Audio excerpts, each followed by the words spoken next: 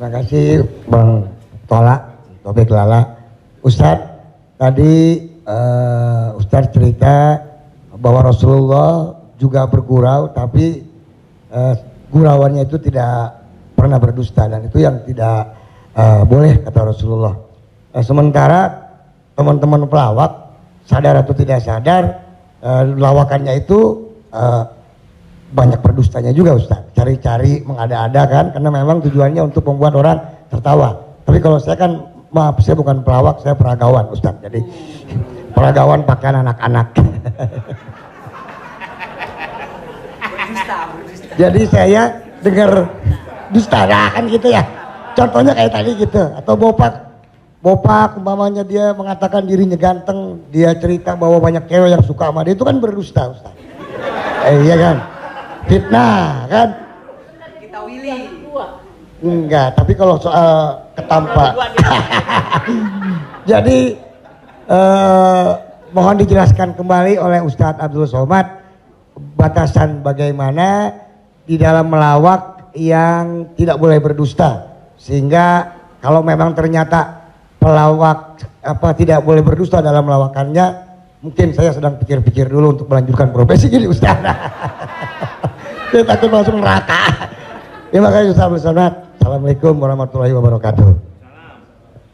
Ada saatnya kita berilustrasi, menceritakan suatu kisah. Jadi sebetulnya para penulis novel Islam pun dia sebenarnya kisah itu ada juga yang fiktif atau dicampur antara nyata. Bahkan Buya Hamka menulis kisah campuran antara tenggelamnya kapal Panderwick adalah campuran antara nyata dan fiksi. Apakah ketika orang bercerita tentang fiksi itu dia berdusta? Tidak. Jadi kita bisa bedakan itu antara orang memang betul-betul dia berdusta. Kemarin saya melakukan ini suatu, padahal cerita itu tidak ada. Beda dengan dia misalnya katakan, saya ini Ustadz seorang peragawan, tapi peragawan pakaian anak-anak. Tidak, Mas Ginanjar tidak sedang bercerita, kemarin di mall saya memperagakan pakaian anak-anak Pak Ustadz. Ketika saya pakai pakaian anak SMP, semua ketawa. Itu dusta. Tapi ketika dia katakan cerita awal tadi, semua orang tahu bahwa dia tidak sedang memperagakan pakaian anak-anak. Dia hanya sedang menunjukkan tentang dirinya. Secara sebenarnya di balik kalimat itu Mas Ginanjar sedang menjatuhkan dirinya di hadapan orang lain. Kan? Dan kita tertawa dengan dia menjatuhkan dirinya. Mohon maaf, bahwa beliau mengatakan fisik saya seperti anak-anak dan saya andai pun menjadi peragawan hanya sesuai memperagakan pakaian anak-anak. Hari ini orang tidak menjatuhkan dirinya, dia menjatuhkan orang lain, menjatuhkan tokoh agama, menjatuhkan ustadz. Ada suatu kesalahan dalam cara dia berpikir.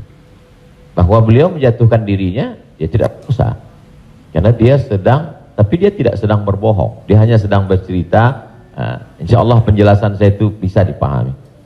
Yang tidak bisa itu adalah ketika orang seolah-olah dia bercerita, dia kemarin saya menjadi sebuah cerita seakan-akan orang mengatakan dia nyata. Padahal sebetulnya hanya bohong belaka supaya orang tertawa. Itu yang dilarang oleh Nabi Muhammad SAW. Wallahu a'lam.